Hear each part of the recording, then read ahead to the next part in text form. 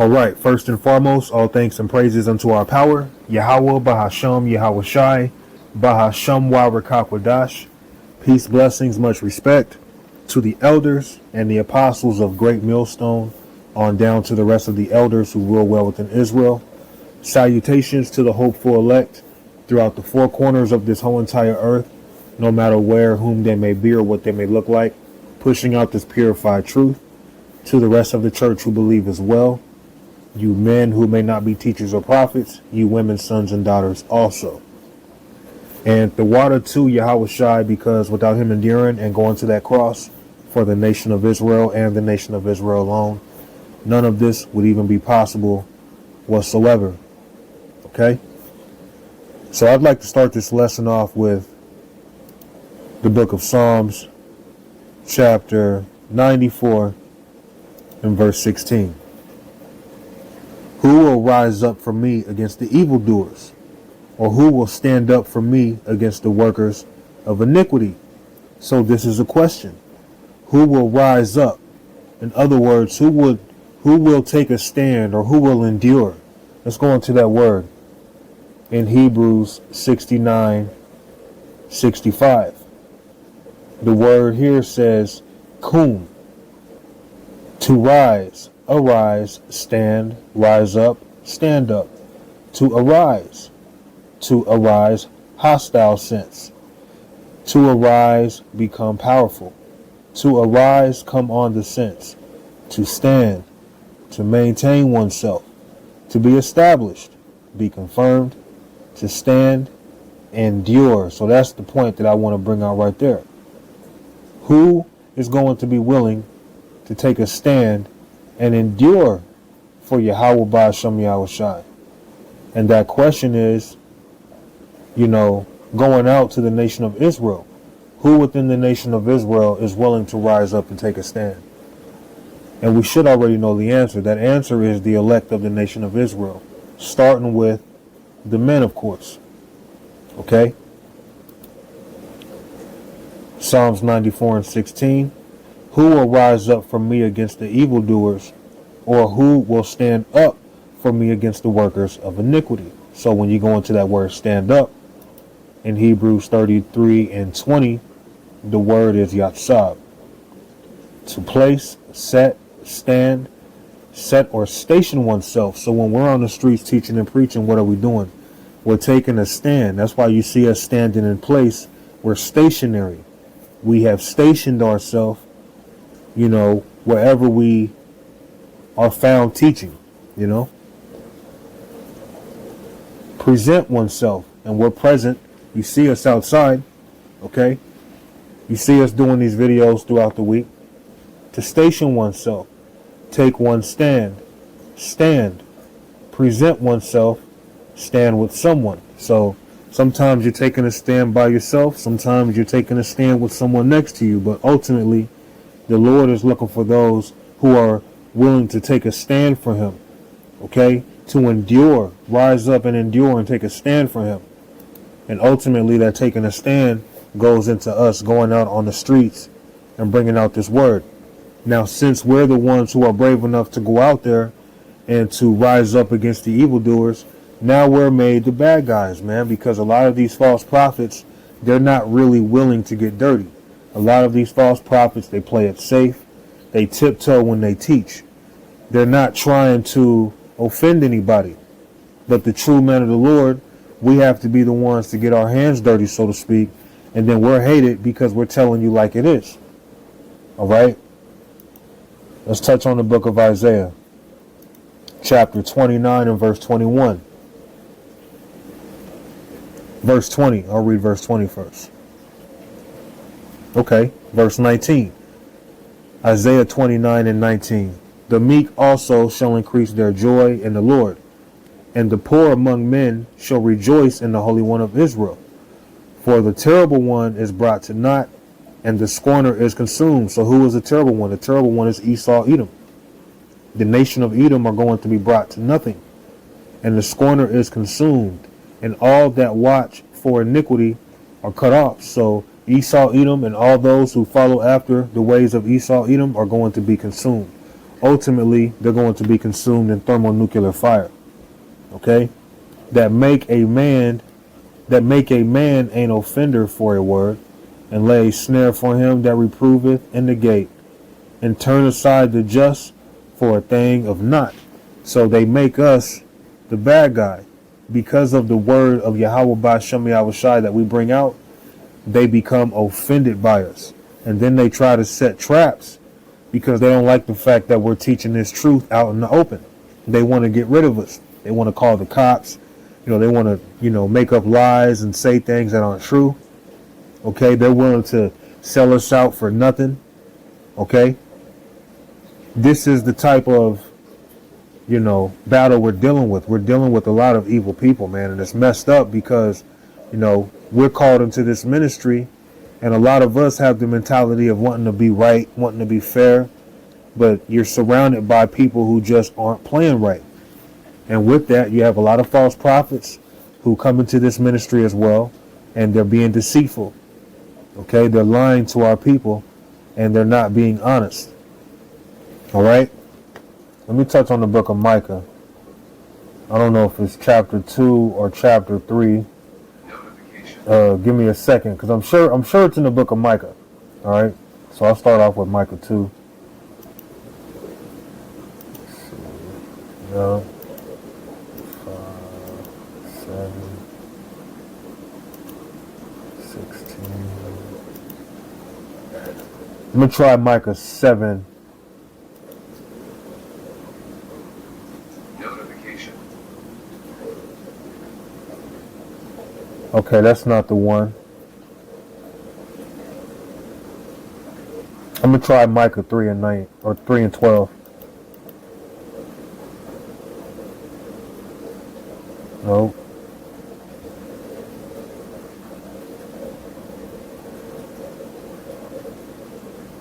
Okay, here it is. Micah chapter 3 and verse 1. And I said, Hear, I pray you, O heads of Jacob, and ye princes of the house of Israel. Is it not for you to know judgment, who hate the good and love the evil? So you have a lot of so-called leaders in Israel who are lying to the people.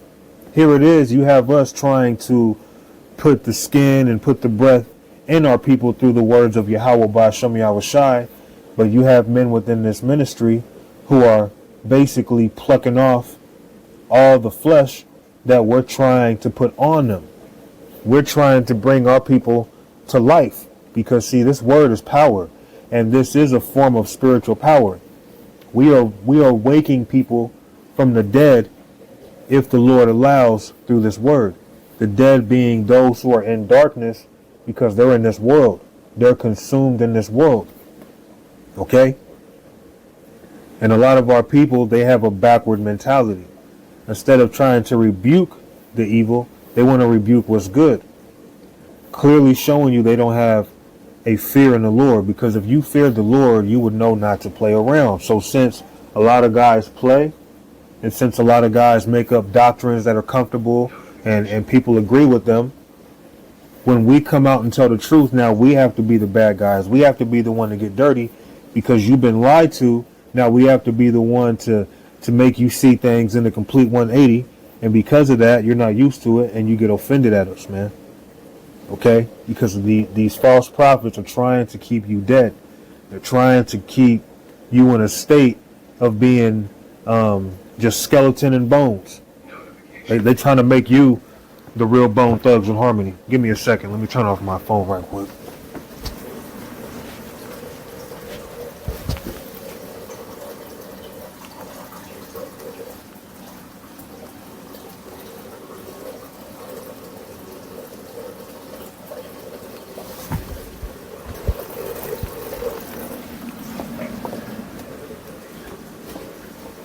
All right. My apologies. I'm back now, though. So, yeah, so a lot of these false prophets, they're trying to keep our people in a dead state. And seeing that we're coming into the time of Halloween, they're trying to set the theme with dead Israelites as skeleton bones. Okay? And we're trying to actually through this word, through the spirit and power of Yahweh by Shem Yahweh Shai, put the flesh, put the breath in you, in hopes that you awake out of sleep, you awake out of that dead state. All right. Micah 3:2, who hate the good and love the evil, who pluck off their skin from off them and their flesh from off their bones, who also eat the flesh of my people and flay their skin from off them, and they break their bones and chop them in pieces as for the pot and as flesh within the cauldron. So who is this speaking to? This is speaking to the heads of Jacob. This is speaking to these Israelites who have high positions, who have been in this truth for a long time, but they're telling our people the RFID chip isn't the mark of the beast. They're telling our people all Israel needs to unite right now. They're telling our people ain't no women gonna make it. Or they're telling our people that ain't no women worthy of being judged. You got to be easy on the women too. They'll lie and tell our people you can call on whatever names you want. They'll tell you that, you can sleep with a woman as long as she's not with an Israelite or she's not with a man in the truth. It's all right. She's better off with you. You have so many different doctrines that you can find out within this world and things that men believe that you can't find in the scriptures nowhere. And if you're silly enough to believe them, they're basically, eating your ass for dinner, man. You are a meal. You are in a dead state. Okay, you are basically saying, hey, I want you to perform cannibalism on me spiritually. Because these false prophets, they're not trying to put the life in our people. They're trying to, keep our people not only in a dead state, but eat off our people. Okay? Verse 5. Verse 4. Then shall they cry unto the Lord, but he will not hear them. Why? Because you're following after false prophets. And if the blind shall follow the blind, guess what? Both of them are going to fall into the ditch. And it's a lot easier to fall into a ditch than it is to get out of one. He will hide his face from them at that time as they have behaved themselves ill in their doing. So the Lord is fair. It's like, look, you've been playing me. You've been ignoring me. You've been ignoring me by rejecting the prophets that I sent unto you, by listening to a guy who's lying to you. Okay? He's telling you peace is coming. He's telling you everything is all good. But then the servants that he's risen up, is telling you destruction's coming. Okay? And peace is not coming right now. Verse 5, thus said the Lord concerning the prophets that make my people err, that bite with their teeth and cry peace, and he that putteth not into their mouths, they even prepare war against him. Therefore night shall be unto you, that ye shall not have a vision, and it shall be dark unto you, that ye shall not divine, and the sun shall go down over the prophets, and the day shall be dark over them. So you have a lot of men who are claiming that they're men of the Lord, and the Lord is not dealing with them whatsoever. All right. Then shall the seers be ashamed, and the diviners or diviners, tomato, confounded. Yea, they shall all cover their lip, for there is no answer of the power. But truly I am full of power by the Spirit of the Lord, and of judgment, and of might, to declare unto Jacob his transgression, and to Israel his sin. So the true prophets, just like the prophet Micah, okay, and other great men before and after him, they're not going to be like these false prophets and eat off of our people. They're going to tell our people about themselves. They're going to tell Jacob their sins. They're going to tell Jacob of the destruction to come. Okay? And we're here to tell you also, peace is not coming. More destruction is coming. All right? Jeremiah chapter 8 and 11. For they have healed the hurt of the daughter of my people slightly, saying, peace, peace, when there is no peace. So a lot of our people have been lied to by being told that peace is coming, and peace is not coming. You know what's coming? Death and destruction. We don't know exactly when it will come in terms of it being in our front yard, so to speak, but it's literally right in our vicinity. It's in the air. We're in World War III right now. Okay? So seeing that we're in World War III, you have men trying to lie and keep our people in a dead state, talking about, don't think about the negative stuff in terms of the destruction. Think about trying to set up businesses here. Think about how we can unite all Israel, although we're coming to the end of this society. We're coming to the end of Esau's rulership. Instead of, pondering on that and the return of Yahweh Shai, let's focus more on how we can go to the shooting range and learn how to shoot some guns. Right? Jeremiah 8:11, for they have healed the hurt of the daughter of my people slightly, saying peace, peace, when there is no peace. So our people may sense that something's in the air, but these false prophets keep them in that dead state.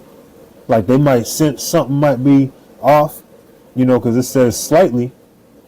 They might sense that something is off, but they're being rocked back to sleep every time because these false prophets are eating off of them. They're not even speaking on these things. And even the fact of knowing that a lot of these false prophets aren't speaking of the things to come, that's another way of them lying to our people. Okay? Now we're telling you destruction's coming, and it's going to come suddenly.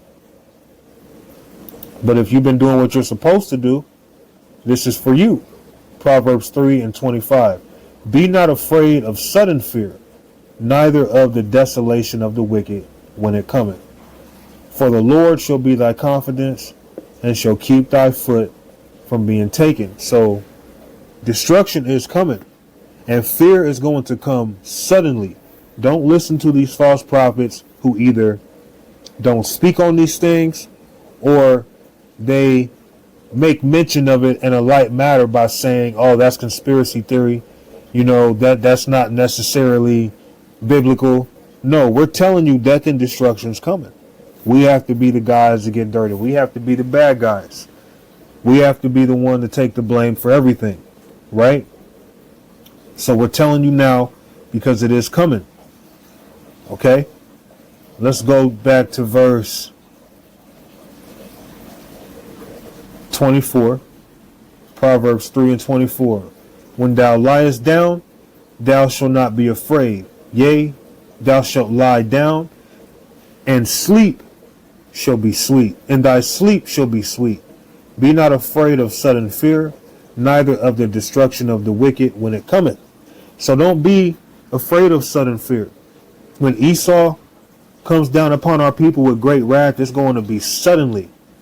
When that happens, don't get shaken up and lose faith in Yahweh Ba'ashem Yahweh Shai. Okay? If we're still on this earth when the missiles fall down from the sky, when them sirens go off and we know the missiles are about to come, don't be in a state of fear when you see the destruction of the wicked is coming. Be in them ICBMs. We should be in the spirit of confidence. That's why it's important that we do this work now, so when these days come, we are not condemned in our mind. We don't want to be, in a state where all hell is broken loose. We've survived this, we've survived that, and now we heard them sirens go off, but in the back of our mind we know that months before that sudden destruction came, we weren't doing no videos, we weren't doing this, we weren't doing that. You think we'll be confident in such a manner? No. But if you know, okay, destruction came suddenly, but before it came, I was doing the work. Or, I was doing the work all the way up until the famine of the word came and I couldn't do the work no more. That should keep you confident, not someone who threw in the towel. We're in that time now where the Lord is going to put that stability upon us, man. Because sudden destruction is coming. Right? We don't know when, we don't know the time of day, but it is coming. Thus saith the Lord. Be not afraid of sudden fear, neither of the desolation of the wicked when it cometh. For the Lord shall be thy confidence, and shall keep thy foot from being taken. That word desolation in Hebrews 77:22, it says, show, ravage, devastation, ruin, waste. And ultimately, Esau's going to be wasted by the waster, the ICBMs. Devastation, ruin, waste of land. America is going to become one big wasteland, and the wicked are going to be wasted and made desolate as well. For the Lord, verse 26, for the Lord shall be thy confidence and shall keep thy foot from being taken. So how is the Lord going to be our confidence? By us doing the will of the Lord on the right hand, by doing what he asked of us so that we may be confident when these things come. And they're coming sooner than what we know. All right, this is my last scripture for this lesson. Psalms chapter 44 and verse 6. For I will not trust in my bow, neither shall my sword save me. So we understand sudden destruction's coming. When that sudden destruction comes, what if you're not around your weapon, if you have weapons? Okay? What if, yeah, you may have a gun, you may have 100 rounds or whatever the case, but you can only shoot what's in front of you. What about what's behind you? What about when you have to reload? What about when you run out of bullets? What about when you're outnumbered? You can't put faith on being carnal. You can't put faith in your weapons. And you have certain Israelites trying to put that spirit in the air, going to shooting ranges and trying to put out in the world that we're carnal men. When Yahweh Shai told us not to live by the sword, he specifically said that to Peter. So why in the hell would these Israelites put it in the air that we should be thinking carnally like that? Why? Because they're plucking off the meat off of our people. They're eating the flesh off of our people, man. They are eating off of our people and keeping our people dead. All right? But the true men of the Lord, they're not going to put faith in no gun, no weapon. Okay? For I will not trust in my bow, neither shall my sword save me. But thou hast saved us from our enemies, and hast put them to shame that hated us. So the devil's going to come down upon us out of nowhere. It's going to be suddenly. But the Lord is going to be the one to direct us. The Lord is going to be the one to save us. Now, I'm not saying if you have weapons in your house that you're going off, but I don't really feel like that's even really worth having at all right now. Like, I'm to the point, like, I'm so immersed in the spirit of Yahweh Ba'Shem Yahweh Shai in terms of my faith in him, I don't really feel the need to have a gun. Now, ultimately, it's up to the Lord what happens to me. Okay? But I don't feel at this point in my life, as I've been in this truth, I don't feel like I need a weapon. And not only that, when all hell breaks loose, it's going to be suddenly. And if all hell breaks loose and I happen to come across a weapon, if the Lord puts it on me to grab the weapon, okay, then I'll grab the weapon. But at this particular moment, right, I don't necessarily have any weapons. So we can't, allow our flesh, our carnal mind to put us in the mentality of putting faith in our guns because we have military weapons and we got the best knives or we got bulletproof this and no, man. Not at all. Not at all. Esau will take that little clip and make it, as if I really said we have these things, right? But these false prophets, though, they're trying to paint these pictures like, we're carnal, like we're trying to go to war carnally with Esau when he comes down upon us. Well, I'll tell you what, Esau, when you come down upon us, and if you ever do come upon me, hey, I ain't got nothing on me but the spirit of Yahweh Ba'Shem Yahweh Shai. It is what it is. All right? The Lord is going to save us from our enemies, man. The Lord is who we should put our trust in. And destruction is coming. Destruction is going to happen suddenly. It's not going to be some warning given to you that, hey, 2.5 weeks from now, such and such day, this is going to happen, so be ready. Or on this day, such and such is going to happen, so have your guns ready. Or on this day, such and such is going to happen, so have your food and everything prepped and ready to go. Things are just going to happen suddenly on the drop of a dime. So I'm going to go ahead and close it here and give all thanks and praises unto Yahweh, Bahashem Yahweh Shai, Bahashem Wawakakwadash, Shalom.